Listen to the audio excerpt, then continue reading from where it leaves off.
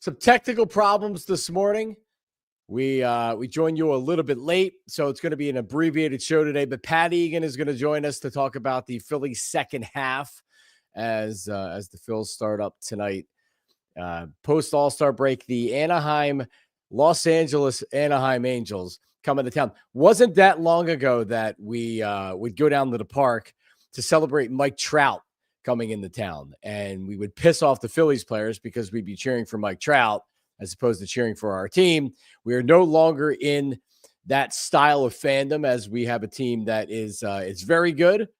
How good are they? We're going to find out. We'll talk about that with Pat Egan coming up here in just a couple of minutes. One side note here before we get to Pat and the Phillies is I kind of reread the Joel Embiid ESPN.com article or what. I mean, really, really good stuff. Reread it and then kind of reread it again. And like, I have such conflicting feelings with Embiid because I see, I'm not trying to make this about me, but like the way that he's a loner and that he doesn't really trust anybody and that he doesn't talk to a lot of people and everything else, like you see a little bit of yourself in a lot of people. Right. And like, I always felt like Embiid had kind of this dark side or this loneliness to him. And he kind of confirmed that he put himself in therapy. So I read it and I'm like, yeah, like you can relate. You can see why maybe he appears mopey sometimes, or he's very up and he's very down. And the injuries and how the 76ers have probably butchered Joel Embiid in the injury stuff. But then you kind of look at the lack of accountability that he takes and that he has, to where like he hasn't taken care of himself like you would want your professional star athlete to do. That he had to be called out by Tyrese Maxey at a team meeting for being late to everything, and he's still talking about it. And he's more worried about the person that did it and finding them, and now he knows who it is, than what actually transpired in the meeting, which was, yo, dude, you're late to everything. If Tyrese friggin' Maxey is going to, at a team meeting, call the best player on the team and an MVP out, obviously there's frustration within the organization. And it goes past the players, it goes past the coaches, it goes past the organization. There's almost a sense of desperation, like, hey, Tyrese, we just signed you to this big contract extension. You're our young star next to Joel Embiid. I don't know if they told him to step up. He didn't independently decide that he was going to call him out at a team meeting. Trust me on that one. Right? So lack of accountability, lack of professionalism. I've also seen Joel take a step forward in maturity, but he's 31 years old. Like, what are we talking about here? This isn't a 19-year-old. I'm tired of treating this guy with kid gloves because he's so talented, and he's one of the most talented players that I've seen in my lifetime in any sport. And you can say that and also say, I don't think he's ever going to win. I don't think he's ever going to win. Not here. What it would take to win here is healthy enough and a player coming in that is a winner, that Joel, almost like a Jimmy Butler, that Joel is going to look to and follow. There is a chance in a 1-year window, a 1-year lightning in a bottle window, that he could stay healthy enough and there could be a real chemistry boom and they could win. But it's tough to see that happening right now. All right, we'll come back with Pat Egan. As I said, we apologize. We had some technical problems this morning. It's Philly with Jon Marks on PHLY. We are back right after this with Pat Egan, back in 2 and 2. So this is when, Joey, you have to hit the there it is. Thank you. All right, let's talk about getting back to what you love to do. It's July. We're in the dog days of summer. And if your body is in pain, Rothman Orthopedics is what you want. It's what you want to do. All right. So shoulder, back, knee, spine, hand, everything. If you have nagging pain and you're like, oh, like what am I going to do? Well, you go to Rothman Orthopedics. They specialize in this, the full spectrum of orthopedic care, fracture care. If you have a major injury, go into Rothman Orthopedics. If you have a nagging injury, like I did, I had a frozen shoulder. At least that's what they diagnosed me with. I didn't know what the hell was wrong. So my shoulder just bothered me. It was getting worse. Finally, I went to Rothman. Boom. 6 weeks of physical therapy at Rothman in Limerick. Shoulder is as good as new. So they want to get you back in the game. There's still lots of time with good weather. September's beautiful. October's beautiful. RothmanOrtho.com/PHLY. You can schedule your appointment today. RothmanOrtho.com/PHLY. All right. Empire today. Let's do a little matchup here. Empire today against the big box store. You're looking for new flooring. You say, okay, you could call Empire today. You can email them. You can go to their website, empiretoday.com/PHLY. And you can be like, all right, well, maybe I schedule a free in-home estimate because they bring the showroom to your room, right? Isn't that much more convenient? Plus, you're seeing what your flooring would look like in your house, in your room, with your lighting, with your furniture, with the colors on your wall against the big box store where you drive to them, you go in or whatever, and there's piles and piles filling the aisles of flooring, but you can't find anybody to help you. And are they really dedicated flooring experts, or do they work in that department? Or do they work in plumbing? You ever go to one of the big box stores and there's nobody in the section? So you go to ask somebody, they're like, yeah, Don in appliances. Let me call him. I think he can help you. And then you're really saving money. You got to haul it away. You got to find a contractor. You have to deal with all of that. With Empire today, dedicated flooring professionals, all they're worried about is your flooring. From the minute you contact them to after the job's over and the follow-up is done and you're happy with your flooring, that's all you have to worry about. They take care of all the details for you. And right now, a $350 discount, empiretoday.com/PHLY. The code is PHLY. That saves you $350. Restrictions do apply, but you do it. They come to your home. Precise measurements are taken. All your questions are answered up front. There's no surprises. This is the way to do it. empiretoday.com/PHLY. Hooah! All right. Earlier this morning, I spoke to Pat Egan. He covers the Phillies for PHLY and covers the minor league Phillies for PHLY. Here's our conversation. All right, we're back. Philly with Jon Marks, PHLY. Phil's back in action tonight. The All Star break is over. They host the Anaheim, call them the Los Angeles Angels. To discuss the second half of the season, the trade deadline, and much more is PHLY Pat. That's correct. You can read about the Phillies farm system and a lot more on allphly.com. Pat Egan joins us right now. Hello, Pat. Good morning. Hi, Johnny. I have a question. What's the red helmet in the background? That is the All Star. I don't think they can see it now. That is from the Army-Navy broadcast. Okay. That I did many years ago. I actually have another one of these upstairs too. So I did Army-Navy Radio Row when they hosted the game a couple years ago. And each table has a helmet, and they encourage people, all the guests that you have, to sign the helmet. And I just had them sign Roger Staubach. So that's Roger Staubach's autograph right there. That's cool. Yeah, it's very cool. It's very cool. It was it's probably going back 6 years or so. So yeah, that's I'm not a big memorabilia guy. I don't save stuff. I'm not good at that kind of stuff, but that's pretty cool to have Roger Staubach sign an Army-Navy helmet.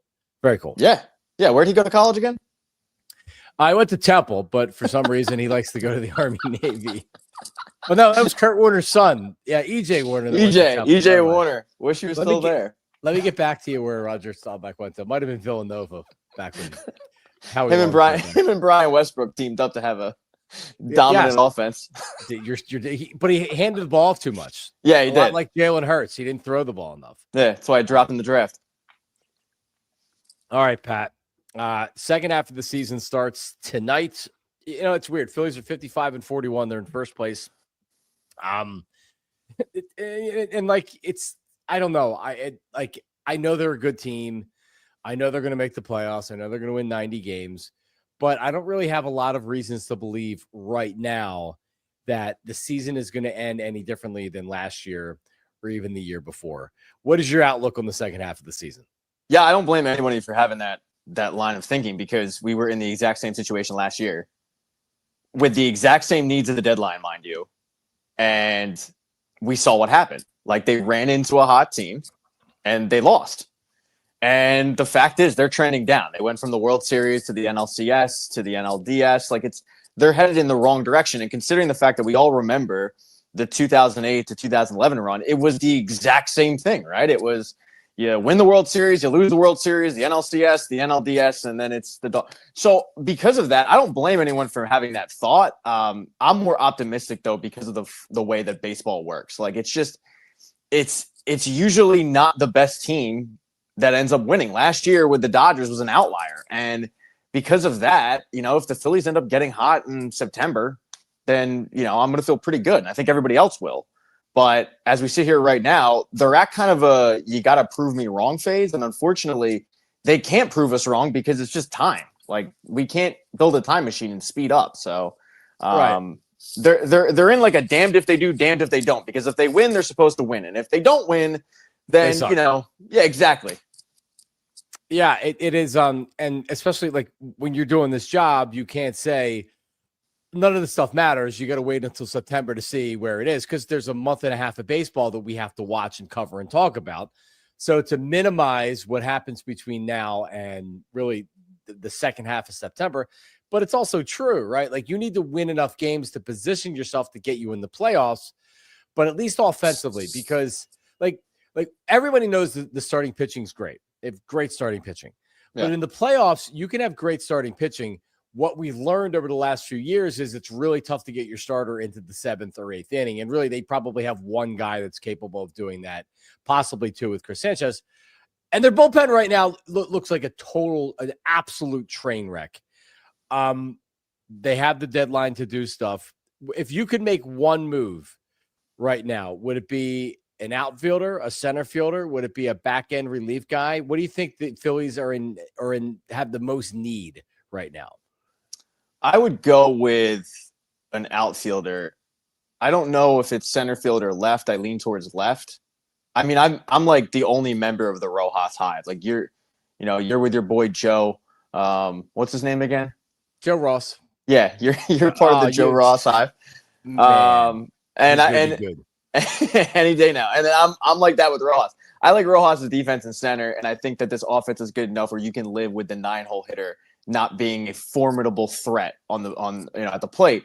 But the fact is they need a left fielder and a center fielder. And my concern is they're going to do what Dave Dombrowski has done the last couple deadlines, which is you go out and you get a former All-Star.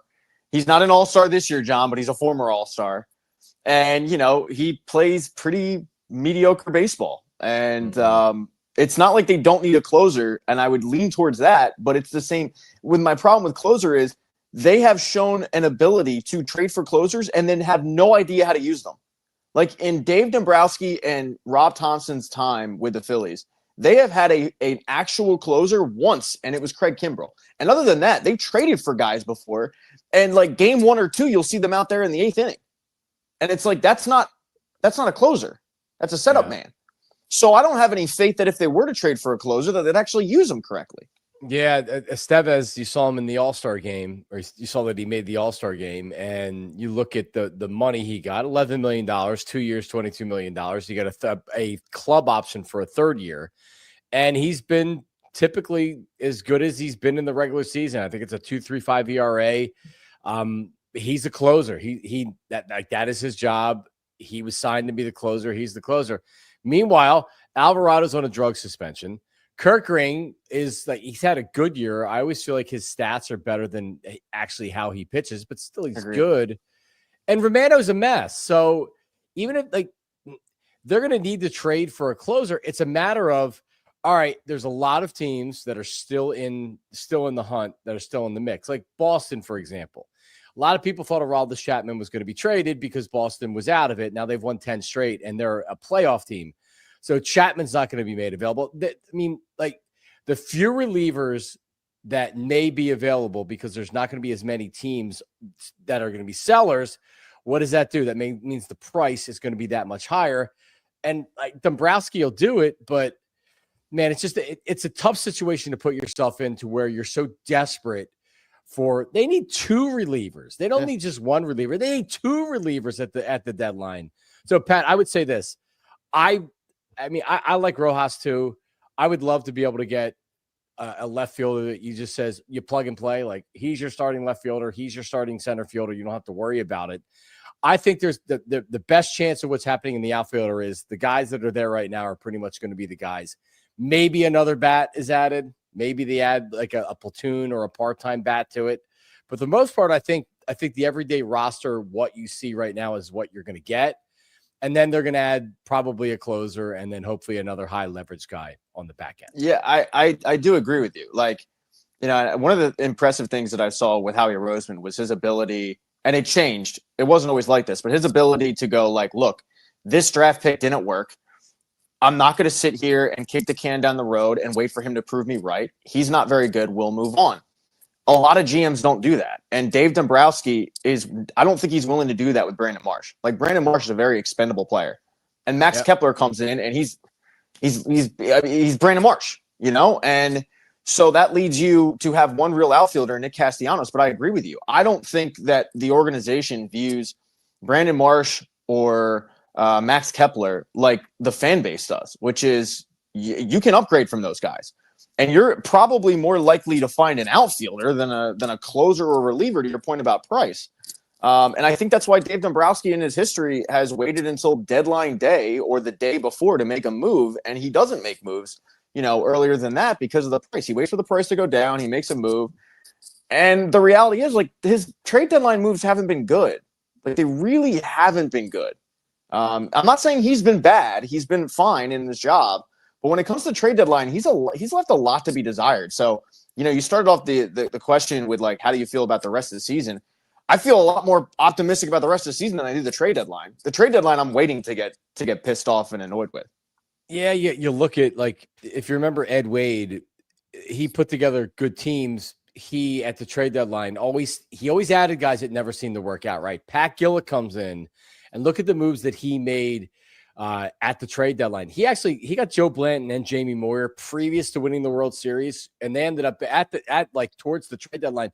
And I think was Moyer after the trade deadline? No, Moyer was 06's was he? No, he was 06 or 07's post waiver deadline. So he was traded for in August. Andrew Barb and Andrew Baldwin. Everybody knows those two guys. And yeah, like that, they don't have that anymore. Unfortunately, I love the waiver trade deadline. Me too. But yeah, he was like a year or two before, and Joe Blanton was a trade deadline. I think he was July 28th. And at the time, they gave up. I don't know. I'm sure you remember this, but they gave up a lot for Joe Blanton. And that shortstop prospect that bounced around a little bit. Adrian Cardenas was their number 2 prospect. Josh Outman was their number 4 prospect, but both guys were blocked. Josh Outman had been transferred from a starter to a reliever, and Adrian Cardenas played second and shortstop. And I think we all remember that those two positions were kind of filled at the time. But the fan base was pissed because they didn't get CC Sabathia, and because you got some dude from Oakland. And you're right, it ends up working out.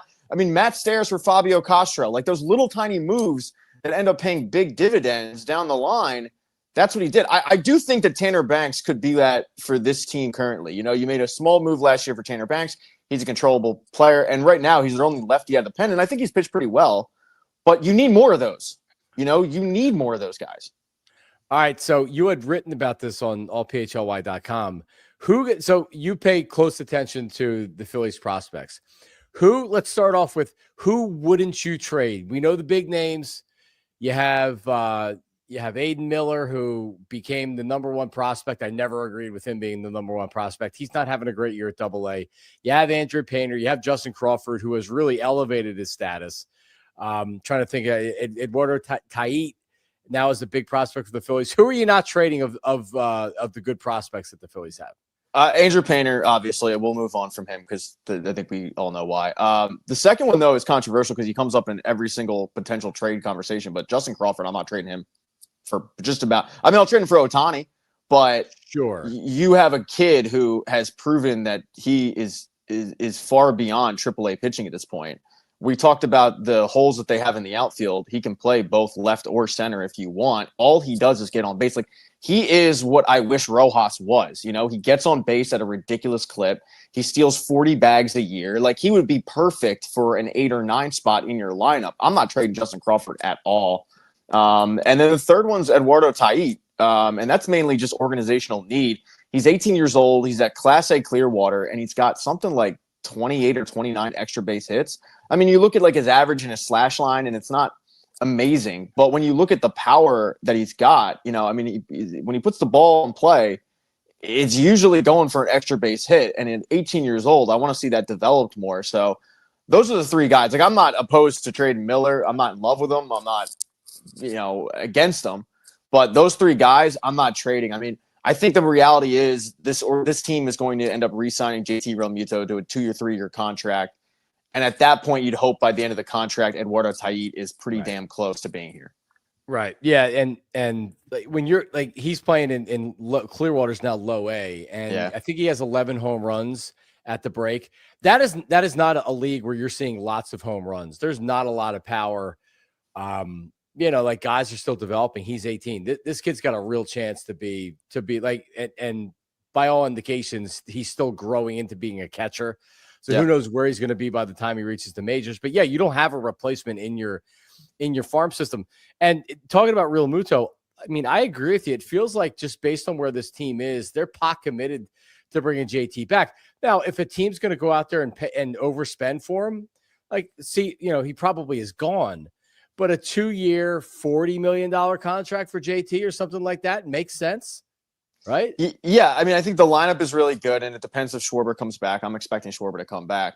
But this lineup is good where you don't need the BCIB at the plate because of what the BCIB behind the plate gives you. You know, I mean, JT Realmuto is no longer the best catcher in baseball. I think we all know that. But what he gives you behind the plate, it's well known. This organization views him very, very highly for controlling a staff. And a large point to that is the fact that they basically won't even let anybody else catch, right? Like, it's very rare that JT isn't behind the plate. I'm a staunch believer that he should be playing DH and first base to save his knees. I think it has a trickle-down effect at the plate. But they don't trust anyone else. And the pitchers love throwing to him. So because of that, when you look at the strength of this team, which is pitching, I don't know how you let JT Realmuto walk, because you don't have a backup plan. Caleb Ricketts in Double A is not a backup plan. Rafael Marchand is hitting like $150. I mean, he's hitting, you know, not even hitting his weight. I don't know how you move on from him. No, you would have to sign a vet, because think about it. You're going to have to sign a veteran that's out there on a 1 year or 2 year contract. What's he going to make? $7-8 million, a guy that you're going to sign, a veteran guy, if he's any good. Yeah, so you pay an extra $10 million and you get JT. I'll be curious to see how it works out. You mentioned Schwarber, so let's revisit that real fast.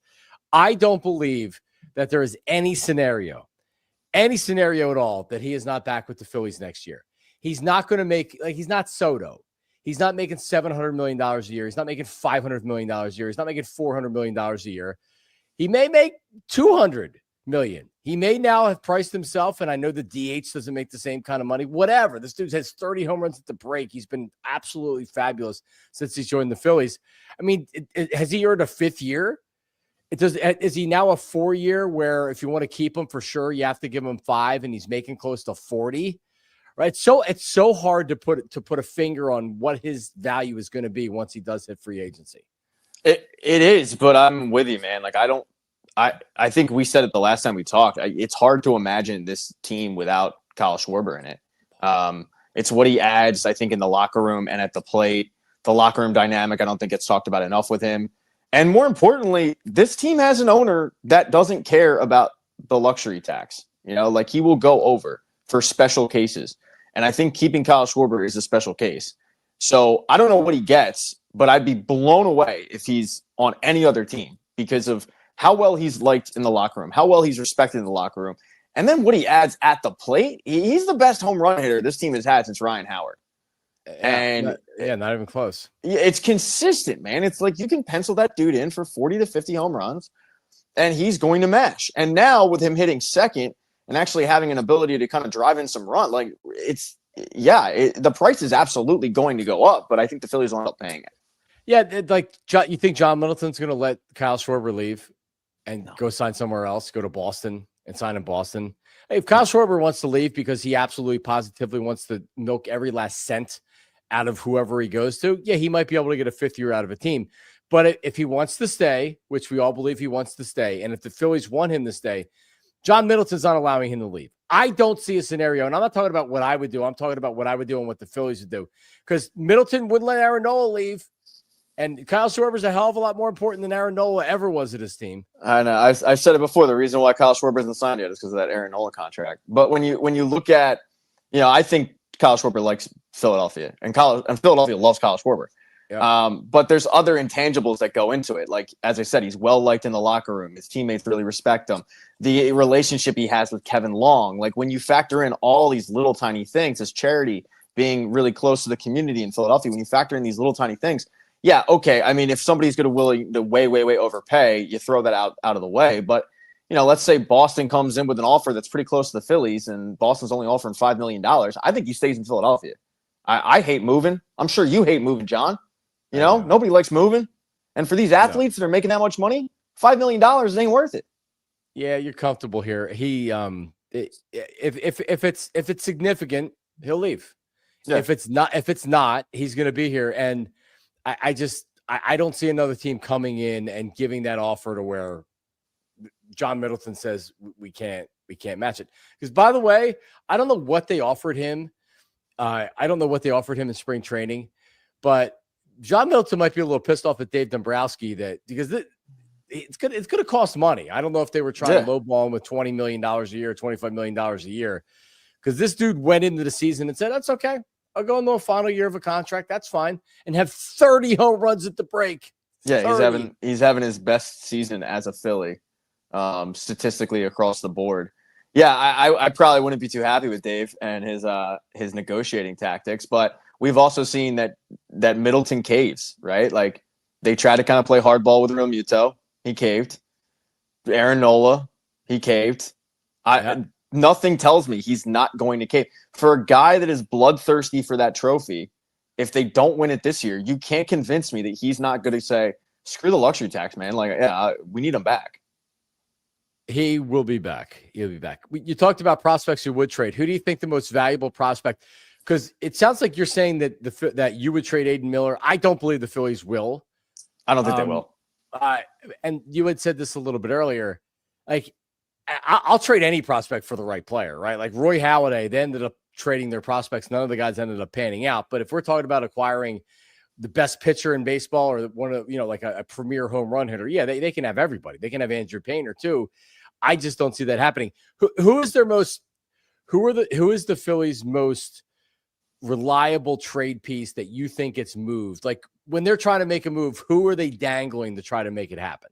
Yeah, well, real quick. So, I mean, you've known me for like a year or two, and I fall in love with prospects all the time. And that stretch of 08 to 2011, they traded probably close to 40, and there's like 3 of them that panned out. So, as much as I think some kids are going to be can't miss, a lot of times they do miss. The number one guy I think they're dangling out there is Mick Abel. I think a year ago he would have been thrown in a package, and he wouldn't have been necessarily the center of the package. I think now he's gone a long way to becoming the center of a package where it's Mick Abel and like your 26th ranked prospect and your 30th. And I think the reason why they're going to look to trade him, like, I'd be shocked if he's on the team on August 1st, is because they don't have room for him. They don't have any room for him. He's arguably the best pitcher in the International League in AAA. He came up. We all remember what he did when he came up against Paul Skeens, and I think that's in the back of a lot of people's minds. And when you look at the rotation going forward, you've got Zach Wheeler, Aaron Nola, Jesus Luzardo, and Christopher Sanchez either signed to long-term deals or under team control. Taijuan Walker is under team control for another year. Andrew Painter's on the way. Like, where does Mick Abel fit? And this is banking on Ranger Suarez not coming back. So there's no room for him. And if there's no room for him, you might as well trade him. And I think he'd be a really enticing piece to a lot of organizations that are going to view him as, a 3 in their rotation, and they'd absolutely take him. Another guy that I think is probably on the way out is Otto Kemp, and it's for similar reasons. They don't really have a place for him, right? He plays first base, but they have a first baseman. He plays second base. They have a second baseman. Now they're trying him in the outfield. Now, look, they could keep him because Edmundo Sosa is a free agent, and maybe they use him like an Edmundo Sosa piece. But if I was a team and I'm looking, to deal a reliever on an expiring contract, I'd probably view Otto Kemp as a guy that could possibly plug into my lineup and play second base or play shortstop for me. So those are the two that probably I think a lot of people know that I think will probably be dealt. Yeah, it's two major league ready players too, right? And then you get a lower level guy in the minor leagues that whether he develops or not. But yeah, like teams are looking for, oh, hey, inexpensive former first round draft pick pitcher. He goes in our starting rotation right now, and a versatile guy that's major league ready now in Otto Kemp. And by the way, like, they have a second baseman. I kind of don't want second baseman that they have. Right? Like, dude's got to step up. Like, one of the reasons we're talking about this offense not being very good is because Bryson Stott hasn't developed and he went backwards. And Tyler and I were talking about this earlier in the week. Are we at the point where Mundo Sosa is taking at bats from Bryson Stott? We're not talking about just, hey, like there's a tough lefty that's going tonight. Let's put Sosa in there. Like, no, Sosa's earned more at bats, in my opinion, in the second half of the season. He has, but it's I think similar to like the why you brought Aaron Nola back. It's like the homegrown thing. It's the former first round pick thing. I was really high on Bryson Stott coming into this year because I thought, all right, the wrist thing, the nerve injury that he had, I bought into it. And I still think he's really good at the plate in terms of like, even when he records an out, he gives you a really good at bat. He's pretty much a lock at this point. He's still 30 bags. But the fact is, and I don't know if this rings in your head, but when he came up, all we heard, it seemed like every broadcast was, well, the Phillies think he's going to win a batting title. I'd love to know in AAA where, because not with this team and not in this league. So you're right. Like he has to step up because I'm wondering what the excuse is now. The nerve injury was supposed to be behind him. And yet you're right. He's gone backwards. And I'm not looking for him to be Chase Utley. I think he has some really good tools, as I mentioned. But you need more hits out of the guy. And Edmundo Sosa is a spark plug, man. Like you put that dude in, and he's a vibe. And I'm not saying I want him to start over Bryson Stott necessarily, because I think Bryson Stott is probably a better glove. But when this offense is struggling, you definitely look at a guy like Bryson Stott and say, yeah, dude, like you got to pick it up a little bit. Yeah, he better. Yep, he better. Pat, how's the life as a male league hockey player going? I know that you had a game last night or 2 nights ago. Yeah, how are you playing these days? Not great. Monday night I was skating for a puck, lost an edge, which is a nice way of saying I can't skate. I went knee first into the boards, and my knee's all cut up and swollen and bruised up. So that was Monday. Tuesday night I played on it. Didn't play well. And then last night I played on it, and we didn't have enough guys, so I played the entire game. And we won. We won like 12-3, but I should have had like 5 goals. I was not very good. I couldn't pass. Shots was off. Like it's a mess. So I'm probably need to be on the IL because of the knee, but lower body. You can't diagnose exactly. You're right. And you know what sucks too is the way I bruise is yellow. I never have like a cool like black and blue and purple bruise that people be like, oh, what's that? And I can be like, well, I'm an athletic freak. I bruise yellow and no one notices it. So I have to like point it out and be like, by the way, going hard out there in beer league. Is that also your favorite Coldplay song, Yellow? It is, but I'm not going to Coldplay concerts after what they did to that poor CEO. You're not? That's why I brought it up. Imagine the absurd, because at one point they went like, oh my God, we were caught, but what are the odds? What are the odds somebody was filming it? We'll be all right. And then they woke up today. It didn't act like that. Yeah. All right, here, I think you can see it. No, that's not it. Oh, here it is. Yeah, here it is. It's hilarious. All right, come on. You're okay? Dude. Either they're having an affair or they're just very shy. Oh my God, he ducks down. He ducks down. So this is if you didn't see this was all over the place yesterday. He's the CEO of some astronomy company or something. Yeah. And that's like the head HR person. Yeah. That he works with. He's married, not to her. They're at the Coldplay concert together. She's married too, I believe. She's married too.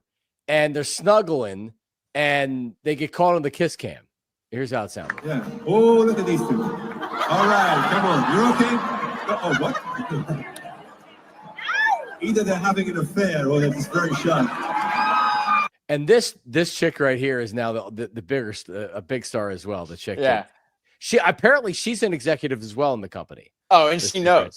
She knows, and she just sat there and said, "I'm finally getting my bonus. I'm finally getting my promotion that I well deserved."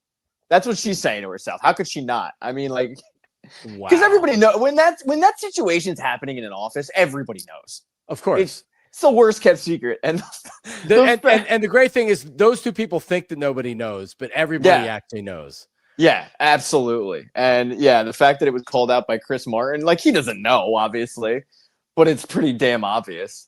I would have loved to see their, because you know on the ride home they convinced themselves like it's not a big deal.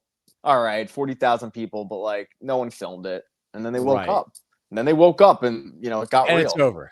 And it's over. And they'll probably never go back to a Coldplay concert. That, by the way, that is the whitest thing in the world.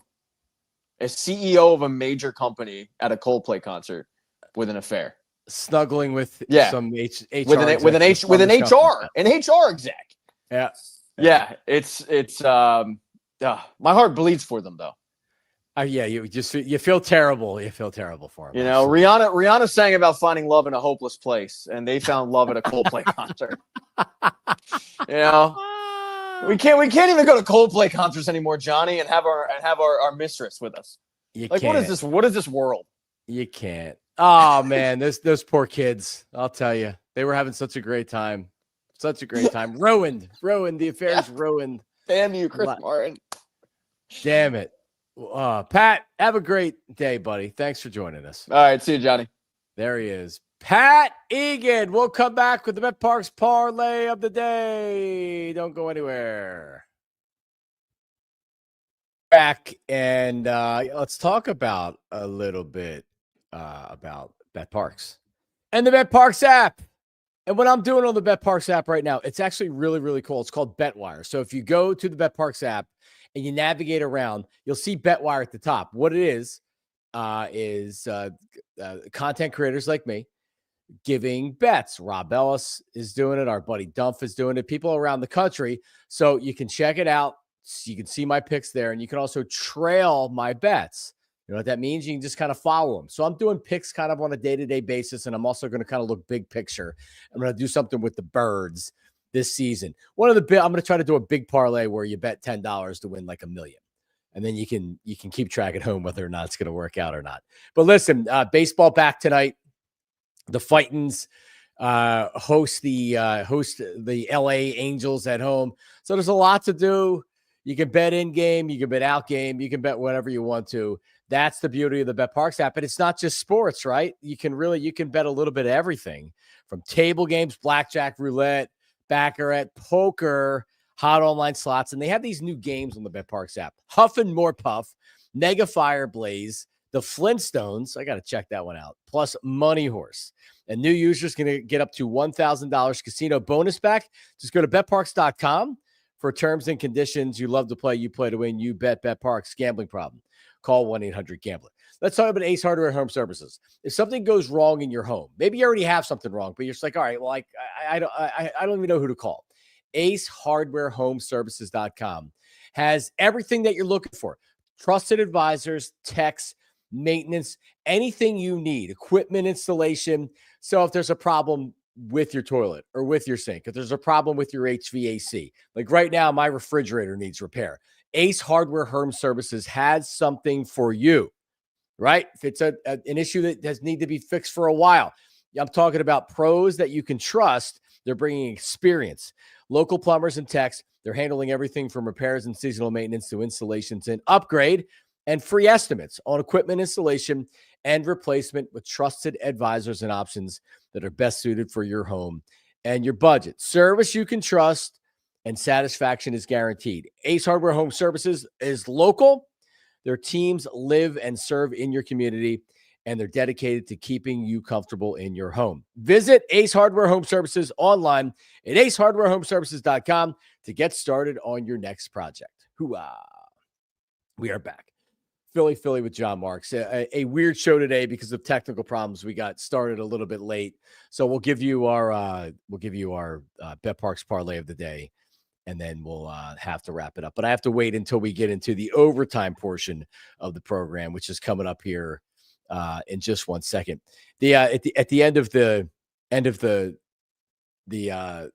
Pat Egan interview, we played the video from that CEO and the HR head snuggling and cuddling at a Coldplay concert.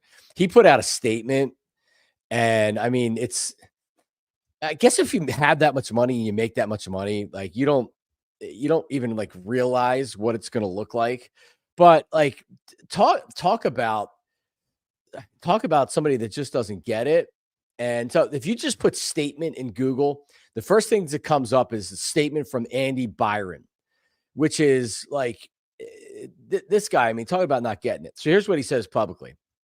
He says, where is it? Right here.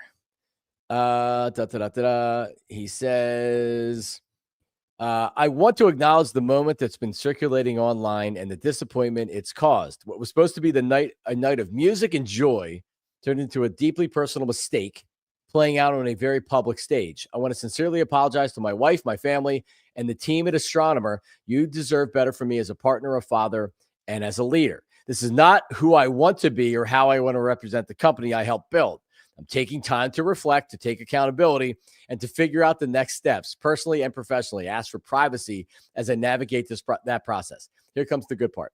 I also want to express how troubling it is what should have been a private moment became public without my consent. I respect artists and entertainers, but I hope we can all think more deeply about the impact of turning someone else's life into a spectacle. And then he puts some song lyric. As a friend once sang, lights will guide you home and ignite your bones, and I will try to fix you. And he says, Andy.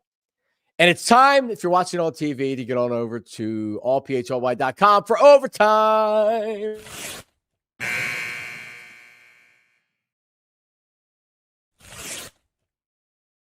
Whatever he's going to put out there just needs to be brief and to whatever. And like, it was kind of fugazi up until the point that he says it's troubling. What should have been a private moment became public. Well, how about you don't go to a concert and publicly snuggle with your mistress? Because guess what happens at baseball games, at basketball games, every place you go, Reading Phillies games, they have the kiss cam to where they scan the crowd. And if you're there, there's an opportunity for you to be caught on camera.